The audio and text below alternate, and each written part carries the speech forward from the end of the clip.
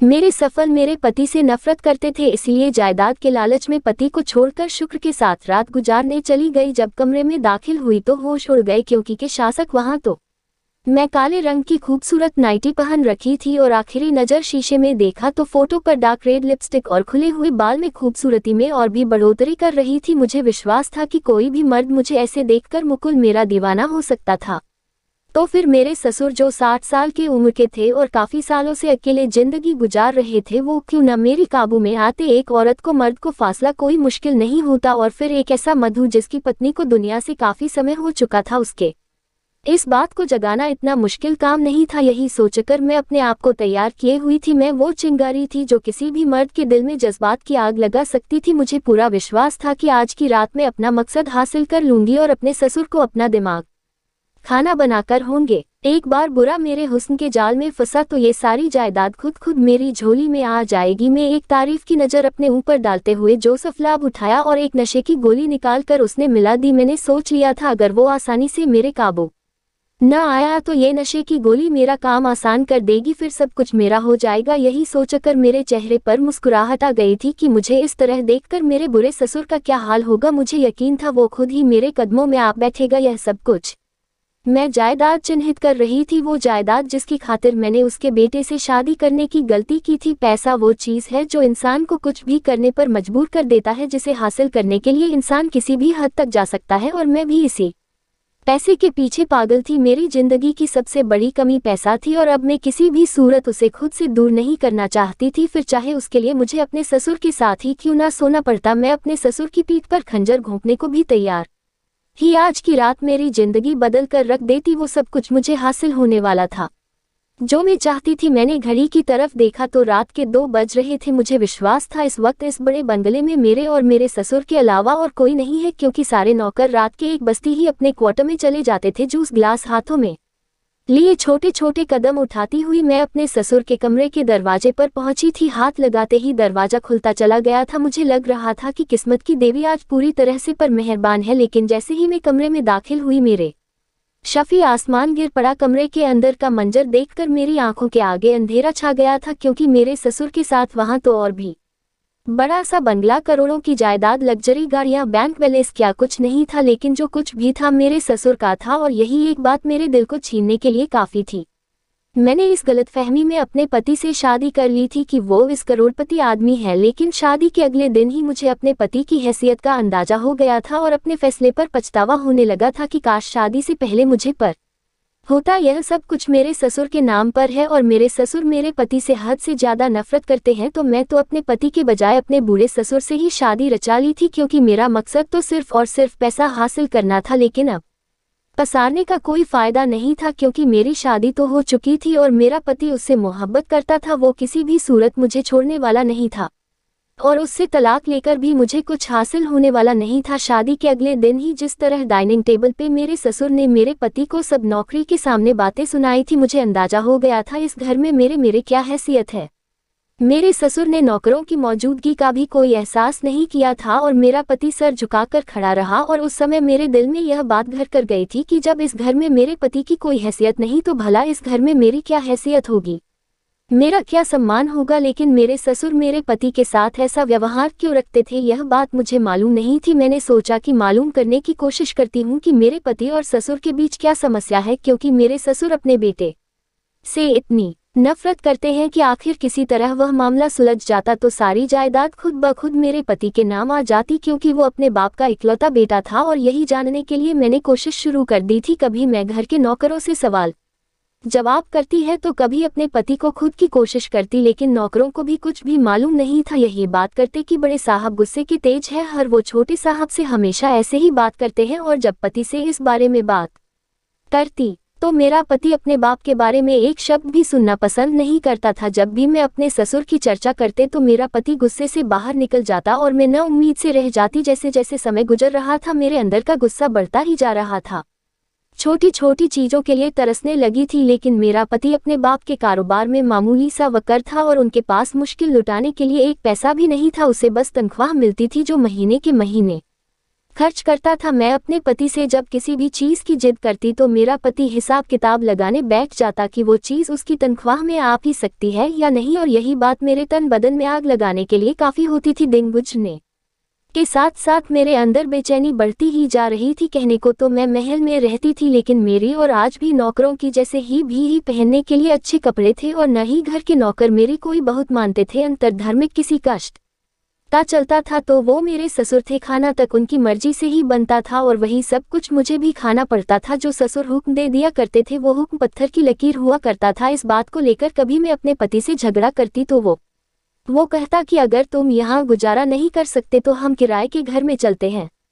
ये बात सुनकर तो मेरा दिमाग और भी खराब हो जाता और मैं साफ मना कर देती है और फिर खामोश होकर बैठ जाती। कम से कम रहने के लिए यह आलीशान घर तो मिला हुआ था और मैं इसे छोड़कर नहीं जा सकती थी। मैंने अपनी सारी सहेलियों को बता दिया था कि मेरी शादी इस अमीर बिजनेसमैन से हुई है। अगर मैं किसी छोटे से किराए के घर में 26-34 तो मेरी नाक कट जाती। कुछ महीनों में मुझे यह बात अच्छी तरह समझ आ गई थी कि अगर मैं पूरी तरह से जायदाद का मजा उठाना चाहती हो तो मुझे अपने ससुर का दिल जीतना होगा। मेरे पति को यह बात पसंद आए या ना आए, मेरी नज़र में अब मेरे पति की कोई अहमियत और मोहब्बत नहीं थी, जबकि मेरा पति मुझे पहले से भी ज़्यादा जान छिड़कने लगा था। उस दिन जज्बात में और भी ज़्यादा तेजी आ गई थी। वो हर वक्त मेरी मोहब्बत के किस्से पढ़ते रहता, लेकिन फिर भी मेरा दिल उसके लिए नर्म नहीं होता था। मेरा मानना था कि खाली मोहब्बत किसी काम की नहीं और कि ये सिर्फ किताबों और कहानी की बातें होती है। ये दुनिया है और दुनिया पैसों की गुलाम है। इसलिए मैं चाहती थी कि मेरे पास इतना पैसा हो कि सब मेरे गुलाम बन जाए, और यही सोचकर मैं राजवीर शादी कर दी थी। लेकिन मुझे क्या पता था मेरी किस्मत ही मुझे धोखा दे जाएगी कि दरअसल शादी से पहले मैं अपने ससुर की कंपनी में ही नौकरी करती थी और मेरे पति भी वहीं पर काम करते थे। लेकिन उस वक्त मुझे मालूम नहीं था कि वहाँ ये बस सिर्फ एक नौकर की हैसियत से काम करते हैं। मैं तो यही समझ मालिक के बेटे हैं और इसीलिए कारोबार के कामों पर नजर रखते हैं। मैंने अपनी अदाओं से ही राजवीर को फंसाया था और ये सोच पर शादी रचाई थी कि ये साथ ही मेरी किस्मत बदल देगी। लेकिन ये भेद तो मुझ शादी के बाद खुला था कि वो वहाँ वह मामूली से तनख्वाह भी नौकरी कर रहा था और कारोबार से उसका कोई भी लेना देना नहीं था, न ही उसके हिस्से में किसी भी तरह की कोई जायदाद थी। हम जिस कमरे में रहते थे वो इस महल का स्टोरूम कहलाने के नायक था। एक छोटा सा कमरा जिसमें न ही ज्यादा सामान था न ही कोई ऐसी लगा हुआ था। ऐसा लगता था जैसे मेरे ससुर ने तरस खाकर मेरे पति को यह जगह दे दी है। काश की शादी से पहले मेरे पति के औकात का पता चल जाता तो मैं कभी भी उनसे शादी न करती, लेकिन गलती सिर्फ और सिर्फ मेरी थी। मैंने कभी राजवीर से उसके प्रश्न मामलों के बारे में जानने की कोशिश ही नहीं की थी और न ही ये पूछा था कि यह सब किसके नाम में है। मैं तो यही समझती थी राजगीर अपने बाप का इकलौता बेटा है, आज नहीं तो कल सब कुछ उसी का हो जाएगा। लेकिन ये बात तो मुझ पे बाद में पुलिस उसके पापा उसे न करते हैं। बहुत कोशिश के बावजूद भी मैं यह सब न जान सके कि मेरे पति और ससुर के बीच क्या समस्या है। तो फिर मैं अपने ससुर का दिल जीतने की कोशिश शुरू कर दी थी और उसकी सेवा करना शुरू कर दी थी। कभी उन्हें चाय लाकर देते ही, कभी जूस देती तो कभी नए नए तरीके के खाने बनाकर पेश करती और ससुर के सामने ऐसे कपड़े पहनती कि मेरा आधा शरीर दिखाई देता था। लेकिन उन पर मेरी अदाओं और खूबसूरती का कोई असर नहीं होता। और से एक दिन कुछ ऐसा हुआ जो मेरे ख्वाबों के बिल्कुल खिलाफ था। मेरे पति काम से वापस लौटा तो सीधा अपने बाप के कमरे में चला गया। आज तक मैंने कभी भी अपने पति को अपने बाप के कमरे में जाते नहीं देखा था। मुझे लगा कोई जरूर काम होगा, लेकिन थोड़ी ही देर में उन दोनों के झगड़े की आवाजें मेरे कानों में पड़ने लगी। वो दोनों बुरी तरह से झगड़ रहे थे। पहले मैंने सोचा जाकर पति को रोती हूँ कि वो झगड़ा न करे, इस तरह तो वो हमें घर से निकाल देते। लेकिन फिर मेरे दिल में ख्याल आया कि अगर उन दोनों के झगड़े में कोई ऐसी बातचीत हो गई और मैं भी अपने ससुर के दिल से उतर गई तो क्या होगा। मैं अपनी पोजीशन अपने ससुर की नज़रों में खराब नहीं करना चाहती थी, इसलिए बीच में जाना सही नहीं समझा। दोनों बाप बेटे सुधीर लड़ झगड़ कर खामोश हो जाएंगे, यही सोचकर मैं चुप बैठ गई। थोड़ी देर बाद मेरे पति उसी की हालत में कमरे में आए और कहने लगा, अपना सामान पैक करो, अब हम यहाँ नहीं रहेंगे। मैं किराए के घर का इंतजाम करता हूँ, हम अभी और इसी वक्त ये घर छोड़ रहे हैं। ये सुनना था मेरे सिर पर आसमान गिर पड़ा। मैंने अपने पतियों को सुझाने की कोशिश की कि आपने अपने बाप का घर छोड़ने की क्या जरूरत है, लेकिन मेरे पति के सर पर गुस्सा सवार था। वो कहने लगा, अब मैं एक पल भी इस घर में रहना होगा। और फिर देखते ही देखते उसने मेरा और अपना सामान बांधना शुरू कर दिया और सामान बांधकर मेरा हाथ पकड़कर इस बड़े से बंगले से निकाल लाया। मेरा दिल तो बुरी तरह से बेचैन हो गया था। मैं अपने ससुर का दिल जीतने की कोशिश कर रहे थे और मेरे पति ने तो इतना बड़ा फैसला कर लिया था, मैं किसी भी सूरत इसमें है जैसे घर को छोड़ना नहीं चाहती थी लेकिन पति के आगे मजबूर थी। मेरा पति मुझे एक छोटे से घर में लेकर शिफ्ट हो गया था और अपनी नौकरी ही बदल लिए। मेरे दिल में जो भी थोड़ी बहुत उम्मीद बची हुई थी कि पति के फैसले से वो भी खत्म हो गई और अब तो जिंदगी ही वापस वही आ गई थी जहां से शुरू हुई थी। छोटे से घर से उठकर मैं बड़े से घर पहुंची थी और फिर वापस ऐसे छोटे से घर में आ गई थी। मेरे और मेरे पति के बीच छोटी छोटी बातों जो शुरू होने लगे थे। मैं अक्सर उनसे कहती थी आपने गलत फैसला किया है। ऐसी कौन सी बात थी जिससे आप अपने पापा से इस तरह झगड़ा किया। मेरी बात सुनकर मेरा पति खामोश हो जाता और गहरी नजरों से मुझे देखने लगता। कभी कभी तो मुझे उसकी खामोशी बहुत ही रहस्यमयी लगती थी। फिर एक दिन मेरे पति ने मुझे बताया वो एक हफ्ते के लिए कारोबार के काम से दूसरे शहर जा रहा है। वो चाहता था कि मैं अपनी माँ के घर चली जाऊँ। जब वह घर वापस आए तो मुझे वहां से लेगा, लेकिन मैंने मना कर दिया और अपने पति से कह दिया कि मैं अकेली रह सकती हूँ, मुझे कोई परेशानी नहीं है। मेरा पति कहने लगा ठीक है, लेकिन मेरी गैर मौजूदगी में मेरे बाप से किसी भी तरह का कोई संबंध न रखना। अगर वो यहाँ पर आए तब भी उनसे बात करने की जरूरत नहीं है। वो मुझे हद से ज्यादा नफरत करते हैं और मुझे डर है कि कहीं वो तुम्हें मेरे खिलाफ ना कर दे। उनकी बात सुनकर मैं चौंक गई। मेरे दिल में ख्याल आया ये तो अच्छा मौका है जब मैं तन्हाई का फायदा उठाकर अपने बुरे ससुर को अपने जाल में फंसा सकती है। वो एक मर्द है और कब तक मेरे ऊपर से नजरें चुरा सकते हैं। अपने पति की गैर मौजूदगी में तो मैं उनके बंगले पर जा सकती थी और यही सोचकर मेरे चेहरे पर मुस्कुराहट फैल गई थी। मेरा पति पूछने लगा क्या फर्क है, क्यों मुस्कुरा रही हो। मैंने मुस्कुराकर पति से कहा बस सोच रही हूँ कि इस बार आवक वापस आ पाएंगे तो आपको एक सरप्राइज दूंगी। मेरा पति उसे बहुत मोहब्बत करता था। ये सुनकर खुश हो गया और मुझे गले लगाकर कहने लगा अपना ख्याल रखना, मैं एक हफ्ते में लौट आऊंगा। और फिर अपना सामान उठाकर घर से चला गया। उसके जाते ही मैंने सुकून का सांस लिया। अब इस छोटे से घर में मेरा दम घुटता था। मेरे पति ने मुझे ही हसरत भरी जिंदगी के सिवा और कुछ भी नहीं दिया था। ये शादी अब मेरे लिए कोई मतलब ही नहीं रखती थी। मुझे अपने पति से का भी मोहब्बत नहीं थी। अब मुझे एक बार फिर अपने शिशु के घर जाना था और अपनी किस्मत आजमानी थी। शाम के समय मैं अपना थोड़ा सा सामान लिया और अपने हुस्न के दरवाजे पर पहुंच गई। मुझे देखकर वह हैरान हुए। मैंने उन्हें रोते हुए बताया कि उनका बेटा मुझे तन्हा छोड़कर दूसरे शहर चला गया है। जब तक वो वापस नहीं आ जाता मुझे अपने पास रखें।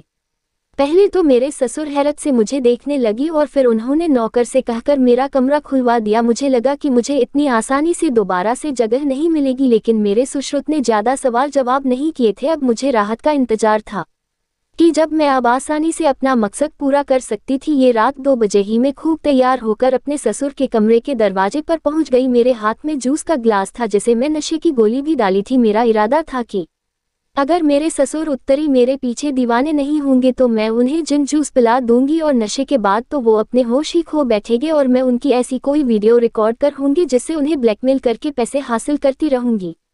लेकिन मुझे यह मालूम नहीं था कि मेरा सारा प्लान एक झटके में ही नाकाम हो जाएगा। जैसे ही मैं कमरे में दाखिल हुई तो अंदर का मंजर देखकर मेरे होश उड़ गए थे, क्योंकि कमरे में मेरे ससुर अकेली नहीं थे बल्कि उनकी साथ साथ मेरा पति भी मौजूद था और वो 2 बढ़िया आराम से बैठे बातें कर रहे थे। उन दोनों को एक साथ देखकर मैं हक्का बक्का रह गई थी, क्योंकि मैं जिस खुले कमरे में दाखिल हुई थी मेरा पति मुझे फटी फटी आंखों से देख रहा था और ससुर के चेहरे पर एक अलग ही मुस्कुराहट थी। राजगीर के पूर्ण विश्वास था जैसे उसे मेरी ये हालत देखकर अंदाजा नहीं था कि मैं ऐसा भी कर सकती हूँ। मेरे ससुर ने मुस्कुराकर मेरी तरफ देखा और कहने लगी बहू अंदर आओ, दरवाजे पर ही चूरू गई हो, मैं तुम्हारा ही इंतजार कर रहा। मुझे ऐसा लगा जैसे मुझ पे घड़े का पानी गिर गया हो। मुझे चक्कर आने लगे थे। मैंने बड़ी मुश्किल से खुद को संभाल रखा था। कुछ देर पहले मैं अपने हुस्न में और अपनी जवानी पर इतरा रही थी और अब अपने पति को सामने पाकर मुझे समझ नहीं आ रहा था मैं किस तरह खुद को कहीं छुपा लूं। ऐसा लग रहा था जमीन फटे और मैं उसमें समा जाऊं। मेरा पति धीरे धीरे कदम उठाता मैं करीब आया और मेरी आंखों में आंखें डालकर पूछने लगा ये सब क्या है। मेरी जुबान को ताला लग गया था, मेरे पास कोई जवाब नहीं था। मेरा पति ने झन्नाटेदार थप्पड़ मेरे मुंह पर मारा। मैं फर्श पर जाकर गई थी। मेरे पति ने वहीं खड़े खड़े मूवी तलाक के पेपर मार दिए थे। मुझे विश्वास नहीं आ रहा था मेरा पति मुझसे इतनी मोहब्बत करता था, वो मुझे कैसे तलाक दे सकता था। वो तुम मेरी मोहब्बत में दीवाना था। राजवीर की आंखों में आंसू थे। वो अपने जज्बात को अपने गले से नीचे उतार रहा था और रोते हुए शब्दों में कहने लगा कि मेरे बाप ने मुझे शादी से पहले ही तुम्हारी सच्चाई समझा दी थी और बता दिया था कि तुम सिर्फ पैसे की खातिर मुझसे शादी कर रही हो। लेकिन मैं अपने पापा की बात नहीं मानी और मैंने पापा से यही कहा कि हर गरीब लड़की पैसे की दीवानी नहीं होती। तुम मुस्लिम मोहब्बत करती हो, मेरे पैसों से नहीं, तुम्हें कोई मतलब नहीं है।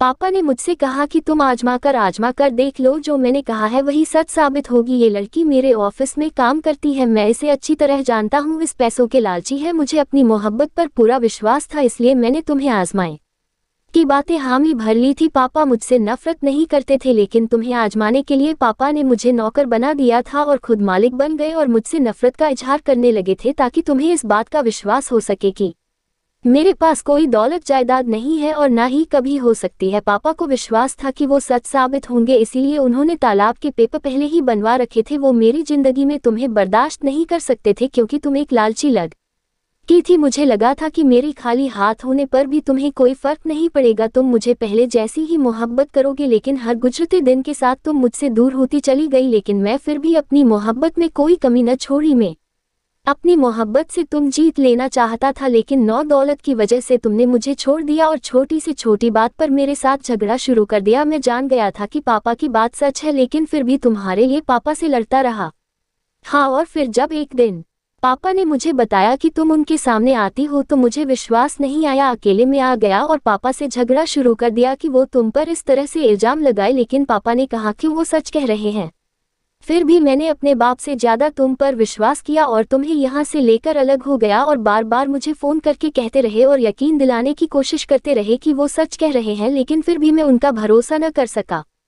पापा ने मुझे एक आखिरी खेल खेलने के लिए कहा कि तुम दूसरे शहर जाने का नाटक करो और देखो तुम्हारी पत्नी तुम्हारे पीछे क्या करेगी, तुम्हें खुद पता चल जाएगा कि कौन सच्चा है और कौन झूठा। मैंने ऐसा ही किया और दूसरे शहर जाने के नाम पे पापा के पास आ गया। मैं देखना चाहता था कि तुम क्या करोगी। मुझे विश्वास था मेरी मोहब्बत जीत जाएगी और पापा का हार जाएगा, लेकिन पापा की बात सच साबित हो गई। मेरे मना करने के बावजूद अपना सामान उठा, परंतु यहाँ चिल्लाए और रात के अंधेरे में इस तरह के कपड़े पहनकर पापा के कमरे तक पहुँच गई। यकीनन तुम्हारा मुख्य पापा को अपने जाल में फंसाकर जायदाद हासिल करने का था, लेकिन जान लो कि मैं और मेरे बाप आप तुम्हारे किसी धोखे में नहीं आएंगे। पापा तो तुम्हारी असलियत पहले से ही जानते थे। मेरी आंखों पर से ही अब तुम्हारी मोहब्बत की पत्ती उतर गई है। तुम्हें तलाक दे चुका हो, अब तुम्हारा और मेरा कोई रिश्ता नहीं है, इसीलिए तो इस वक्त इस घर से और हमारी जिंदगी से चली जाओ। यह कहकर भी ने दोबारा मुश्किल नजर डालना भी गवारा नहीं किया था। मेरे ससुर भी खामोशी से सर झुकाए बिस्तर पर बैठ गए थे। उनके चेहरे पर अफसोस नजर आ रहा था अपने जवान बेटे को तस्वीर देखकर।